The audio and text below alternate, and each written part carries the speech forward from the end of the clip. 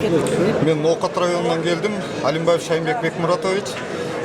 Менин айта турган көйгөйүм бул жерде соттордун адилетсиздиги. Айрыкча жогорку соттун судьялары өздөрүнүн кол тийбестигинен пайдаланып, булар өздөрүн кудай сезип алганда ар түрдүү мыйзамсыз чечимдер чыгарып атат. Себеби буларды текшерүүчү эч ким жок экен. Прокуратурага барсак, биз укугубуз жок алардын дейт. Аларды текшергенге дейин.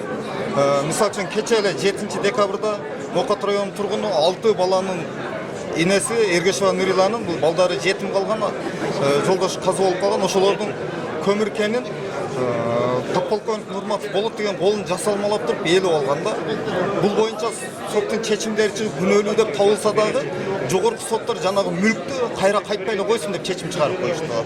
Эми уурдалган, аныкталган мүлк кайтыш керек да.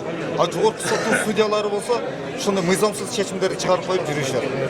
Анан да экинчи бир маселе, биздин ошо Зулпиев айыл өкмөтүнүн 3 ай айылында мектеп жок. Балдар азыр 3 смена окушат, коңшу айылга барып катталып атышат.